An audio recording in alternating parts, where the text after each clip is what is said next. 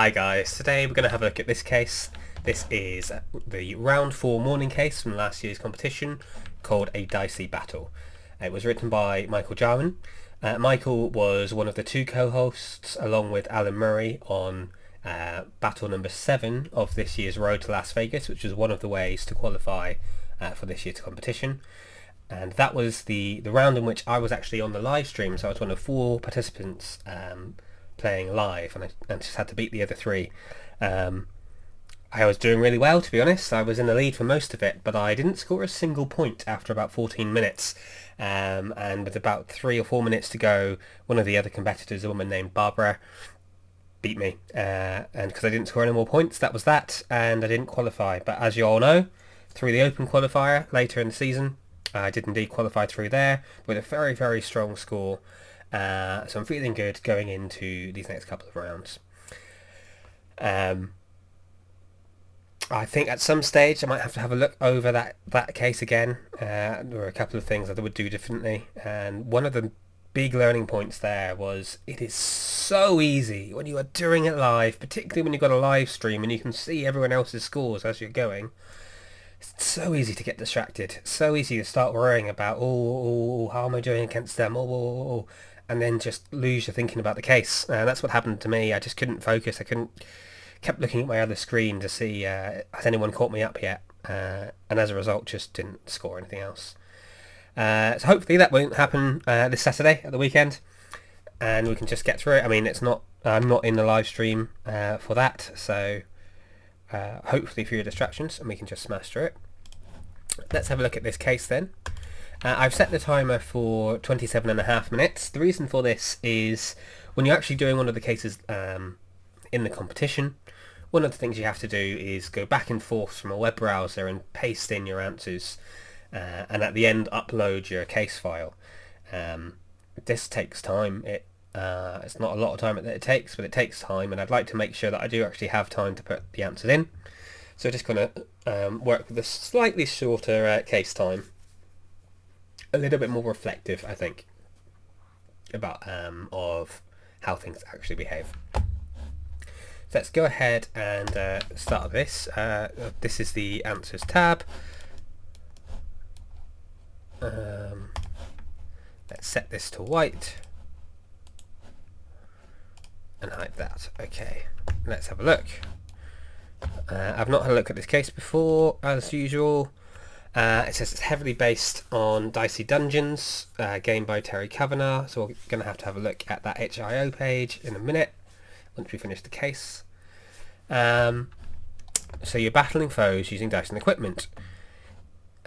If in any given turn on this game, you will roll a number of dice and have a number of weapons, which deal damage depending on the dice you put into them. Okay. Your goal is to write Excel formulas, to work out how much damage you can deal. A lot of equipment has restrictions on numbers that can be put in them, and in general, more powerful equipment is more picky about what you can use in it. Unless stated otherwise, each piece of equipment may only be used once per turn. In battles with multiple turns, you may assume that all equipment may be used after each turn, unless stated otherwise. In battles with multiple turns, you may assume you know with perfect foresight what your next rolls will be, so you don't need to start doing statistics in order to work out probable rolls or anything like that. Some of the later levels will have trap questions, which will have dice rolls and will challenge any heuristics you have used to build your model. Level 4 and level 5 are independent for each other, or could be sold independently from each other. Compared to level 5, it might be easier to score some points in level 4, but it might be harder to complete in full. We've got 3 bonus questions. So one is how many dice were thrown in total, excluding the examples. Number 2 is you throw all the dice from all the games in order. You start with 0 points and add the number of pips to your score. Every time you throw a 6, instead of adding 6 points, you multiply your score by 6.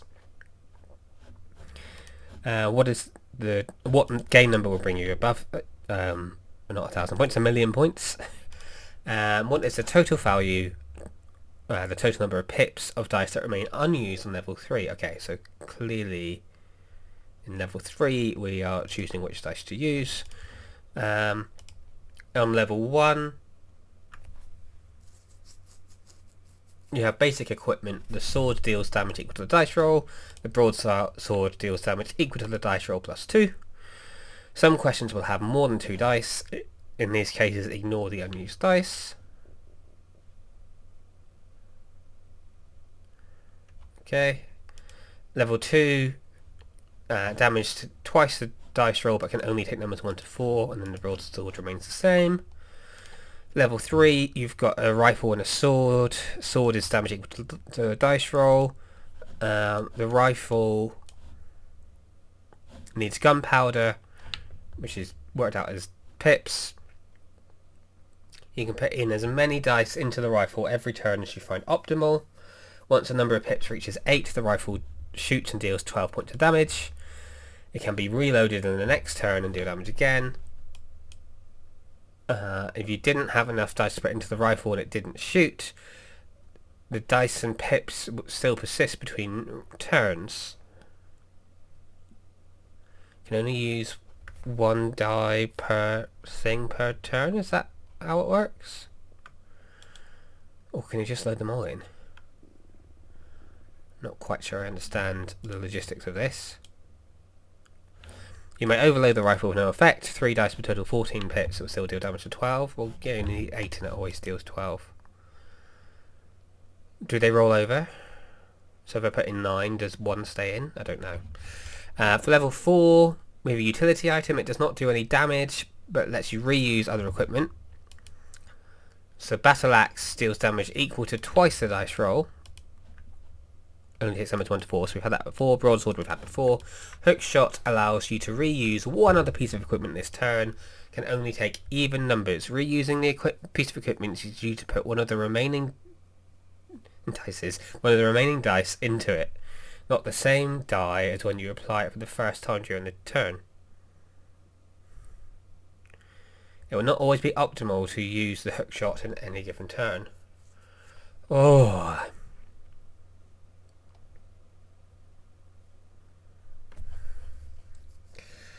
For level 5, you're going to be attacked between turns.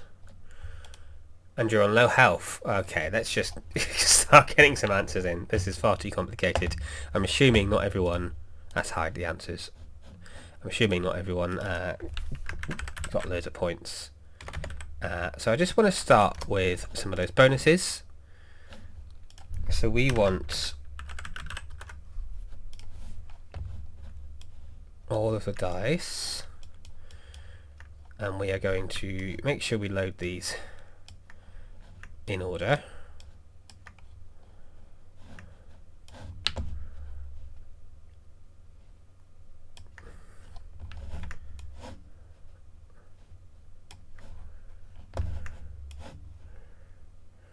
Okay, so this is going to do questions 1 and 2 for us.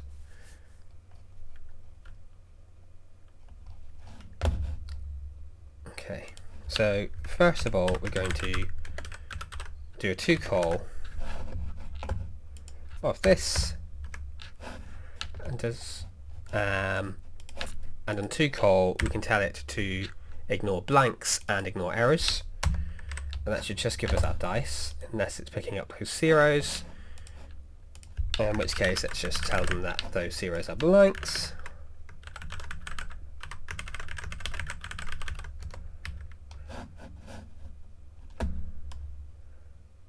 Nope, that didn't work either. Let's do that and just make it ignore errors.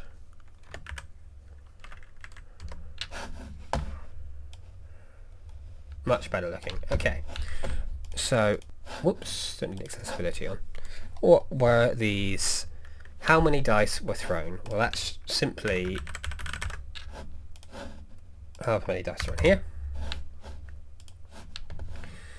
And then we need to know which game will bring you above 1,000,000 points.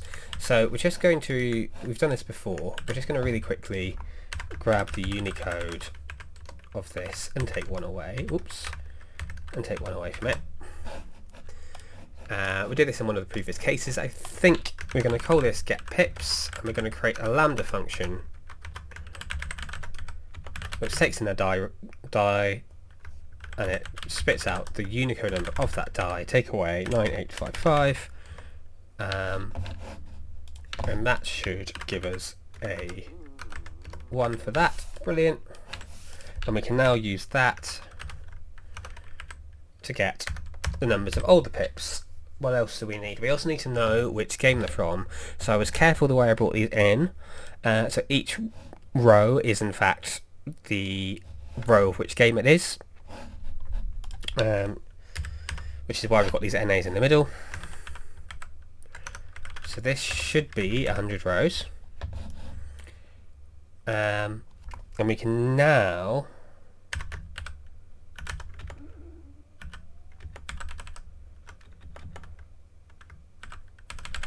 simply make this again,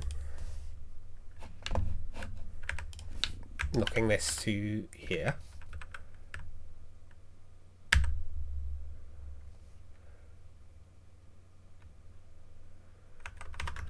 Let's try that again. We don't want if error, we want if is error this, then we want error, otherwise we want this, locked to the column, and this is 1, 2, 3, 4, 5, 6, 7, 8, 9, 10, 11, do it that way, 14,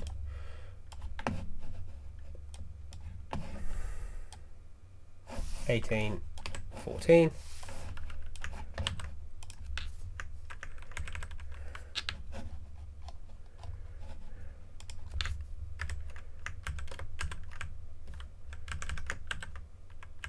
okay, brilliant. So we now can do the same thing with this, and that will tell us which game number. So that's our game number, that's our die, and that's our pips.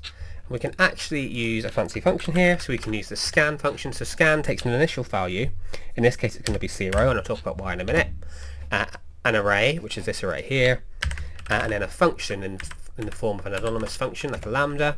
So and it takes in 2 arguments. So which order does it take in? It takes in the existing value and the new value. And if we did existing plus value, then what it's going to do is it's going to give us a running total. So it uses this initial value and then the value of this one initially, and then it just keeps them going. But it actually said when it is 6, you multiply it by 6. So we just say if the new value is 6, we do the existing value multiplied by 6, otherwise existing plus new. And then we want to know at which point we hit 1,000,000 in this array or the next largest item. That's number 91, and we can index our game. We can index our game number column. It will let me, using that number, and we'll get 31. Excellent. Haven't actually done any of the cases yet. Okay, only 15 minutes left. Blimey, these wordy ones are killer. Index 1. Dice equals choose calls of this B1. We want to choose rows, pardon me.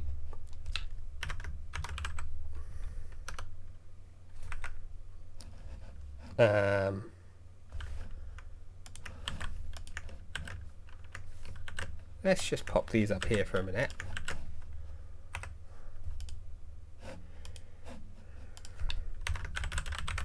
Let's just grab the Unicode of each of those. And then we're going to filter this array based on the Unicode of this is greater or equal to this, and SN are equal to this. Okay, that's going to make sure that we filter it out in our later ones. Oops. Nope, that's not going to work.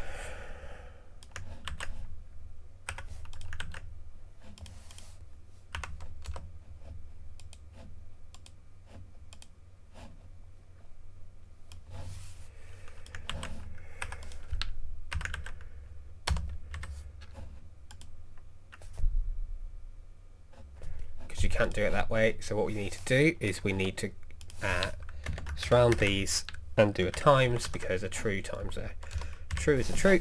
There we go. Okay, that was silly. We've got a broadside equal to the dice roll, and then dice roll plus 2, so broadsword, get pips of this. Broadsword and a normal sword. So that's just equal to this, and this is equal to this plus 2 without a hash. Okay.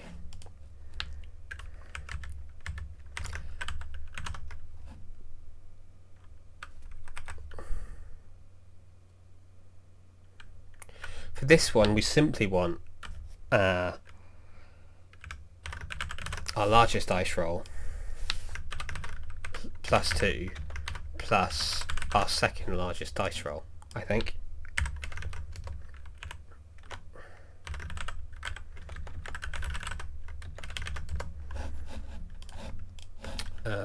Let's just get some answers on the page, because we don't actually have any answers on there yet. Automatic calculations are turned off. It's only 10 questions, that's fine. That's not right. Because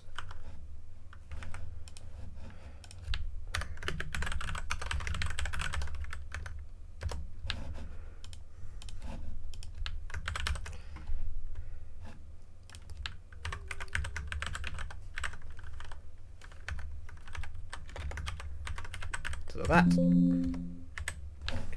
4 and a 3.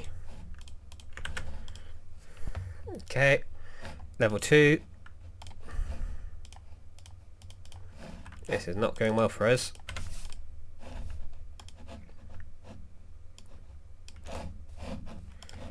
So this then is these.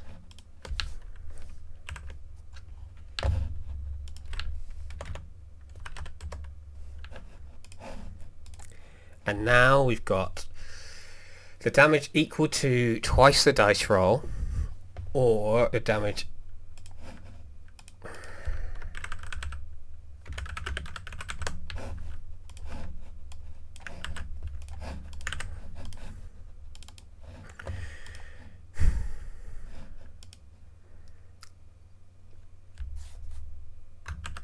okay.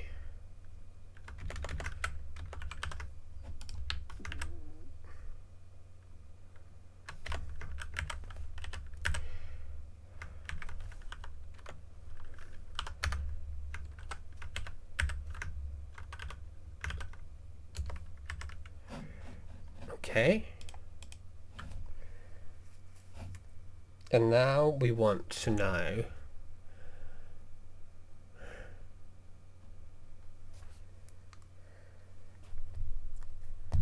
the broadsword always wants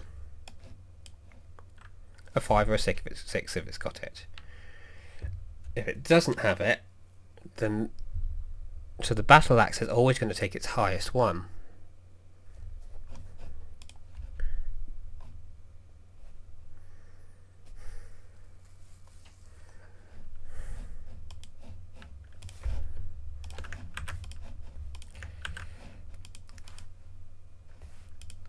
Okay.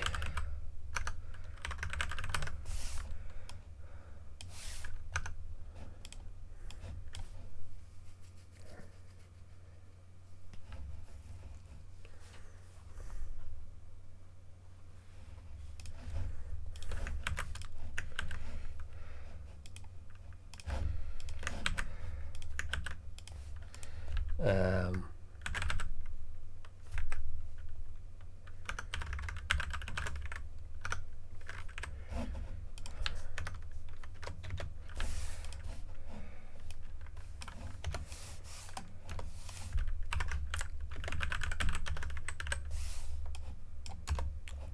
so that's dice 2 is a higher scorer.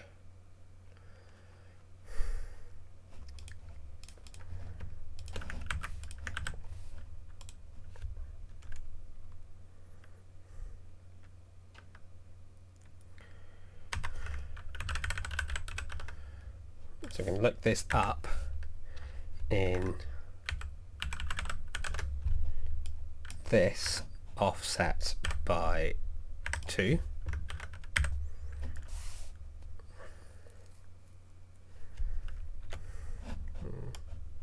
Can X match it actually? Second one.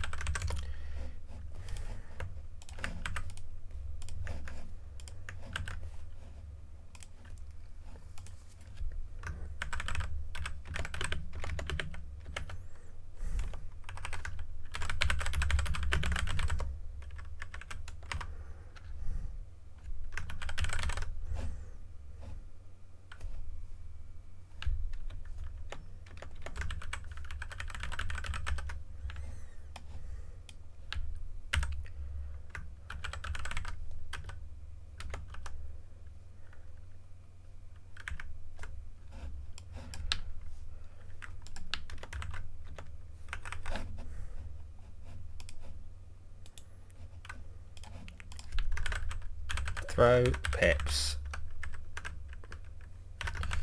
equals sequence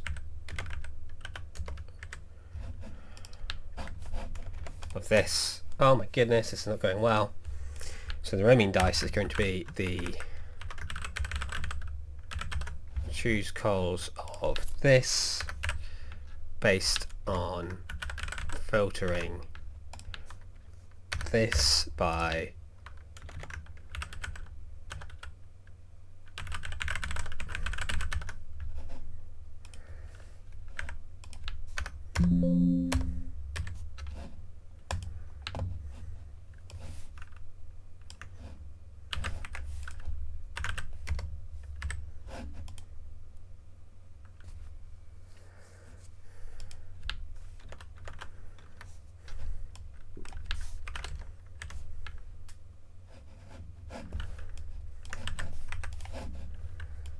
swap those over.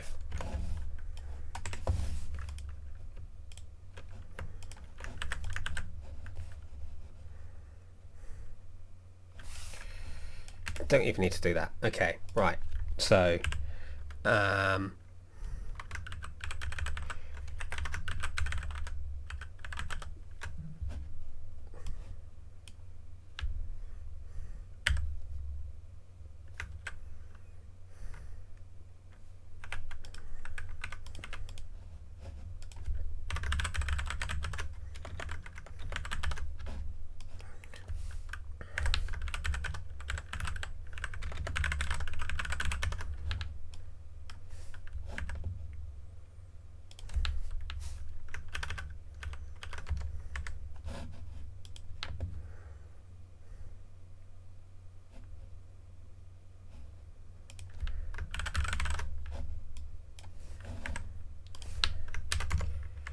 whoo-wee. Okay.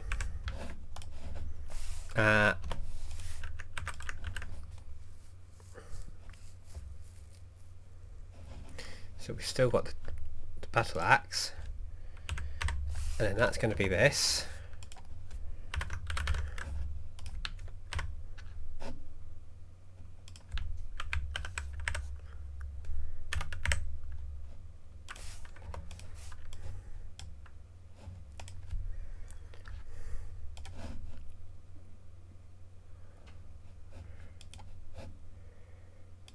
So that's just going to be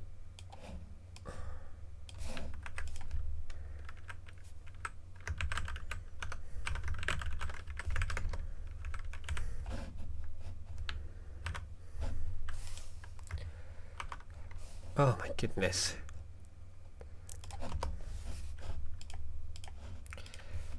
This is not going particularly well. 4 minutes to go. Okay. And I'm not happy about this rifle.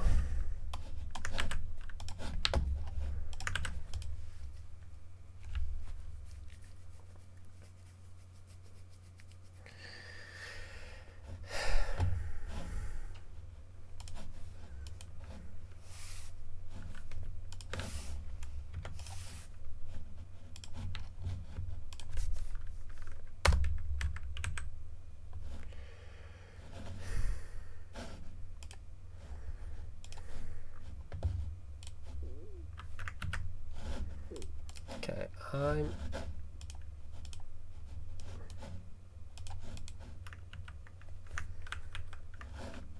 just going to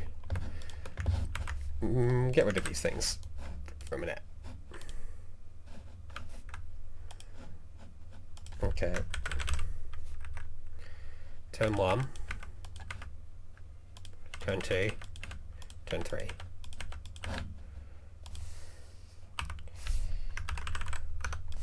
Get the pips. Get our rules again.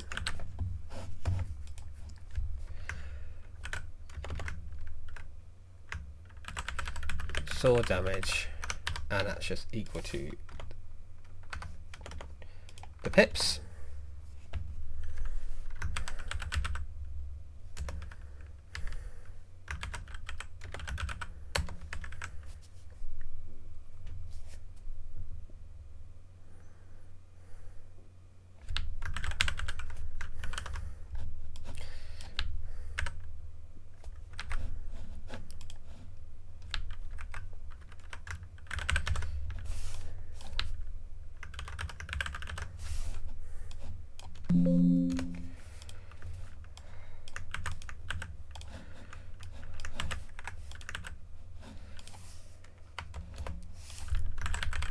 Sword, rifle,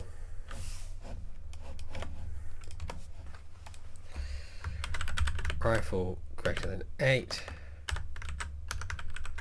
true, equals this greater or equal to 8, which rifle fires, rifle damage, rifle pips. If true, 0, otherwise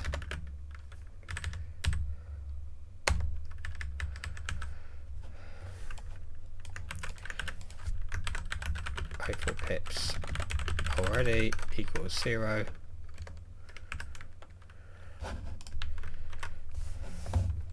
That's 0. If true, then 12, otherwise 0.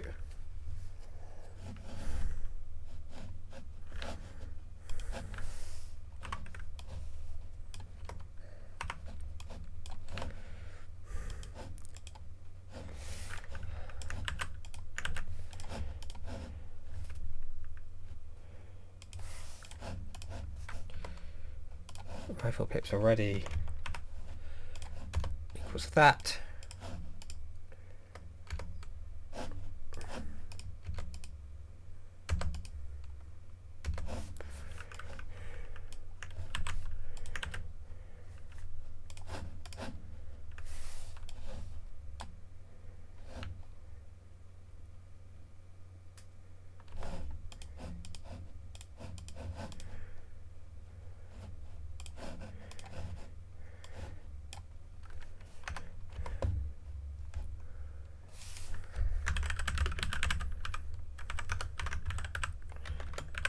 Okay, I'm going to give myself just a small amount of grace and say that I'm going to get this set of answers in.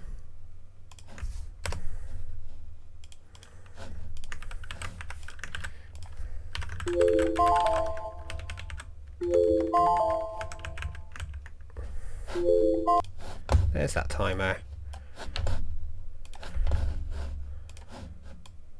Ooh. and if I was doing this live I would still have 2.5 minutes, and yes, I would need to copy things across, but that's fine because all I'm doing is just getting those scores in there, even though they're not right, because that should have been 48.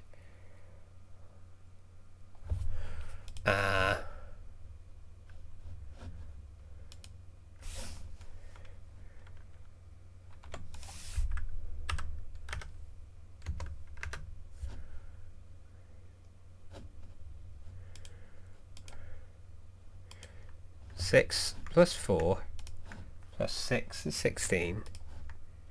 It's 28. It's 40. Alright. Yeah, okay. Oh, that's really hard. I thought that wasn't going to work because you've got the case of you can take a lower damage. Oh, I really don't like this case. Oh, Michael, I hope you're not writing my case. Oh, that was horrible.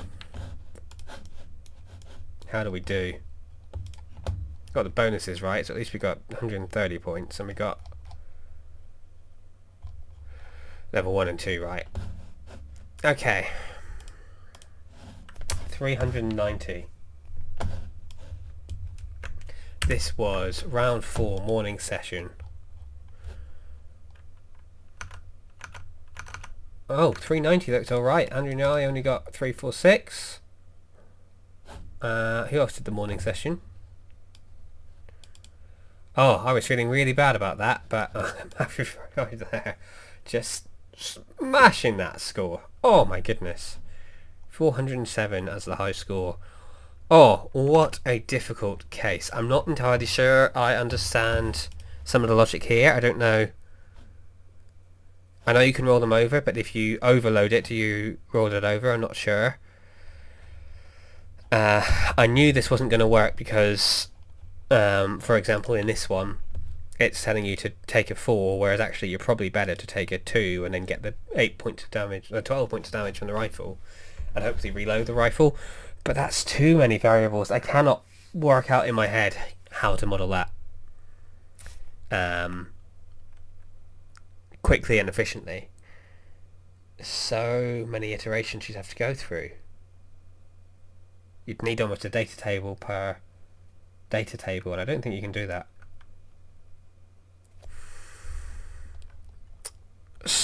But it worked for some of them, which is what I was hoping.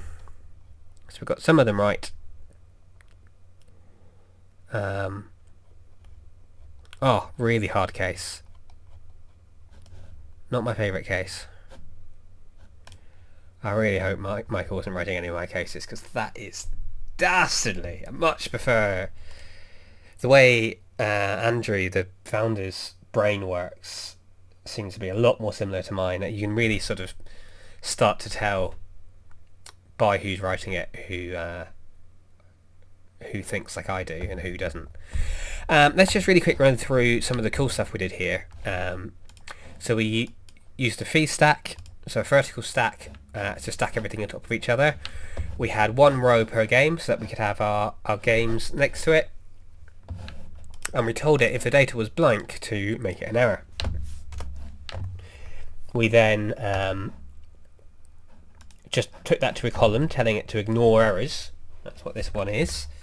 Nice little 2, which let us get that first bonus just by counting how many of them,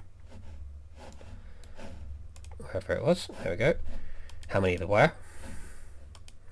And then we use this sequence, which is our game number, to create an identically sized array. So this array here of 1400, we've got an identically sized array here, 1400. Wherever it's NA on this, it's NA, and if it's not NA, it is the game number. And then we just use the same filter to work out which game number was which.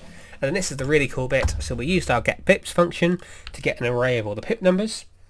And then what we did is use this scan function. So it takes in an initial value, an array, and a function to apply to it. So it takes a function in the form of the anonymous lambda function. It takes 2 arguments, which is the existing or the accumulated or the running total, if you will, and the value, the new value. So basically for the very first row, if we just insert a couple of columns here,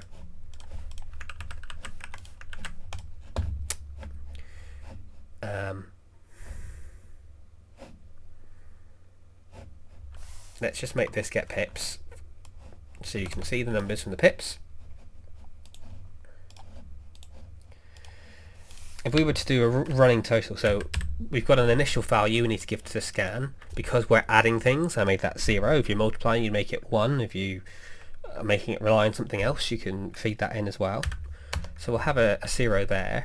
And then what we're doing basically is we're doing this plus this the whole way. This equals this plus this the whole way down. So if we whack this here and we take out this little if statement, that's all we're doing. So we've now got the existing value, so what it's accumulated so far, which is the initial value for the first row, and then it's the running total from there on out. And we're adding them together, as you can see. That's not what we want to do. Put the 0 there. My bad. There we go. Now these are exactly the same. So in this row we are adding the new value to the running total, and that's all that this scan function is doing here. If we change this to say if this is 6, then take our running total and times it by 6, otherwise do our little add. And then that's exactly what we're doing here. So we're using the new value and we're using the existing value times 6, or the existing value plus the new value. So this will be the exact same as this. We then use X match, and we give it 1,000,000, and we give it our running total array, and we tell it we want an exact match or the next larger item. So that will tell us at which point in this array, which number entry, so 1 for the first row and 3 for the third row and so on, is the exact match. And then we just get out of the game column the number at that position, which in this case is 31. So the position is 91. So we scroll down to 91.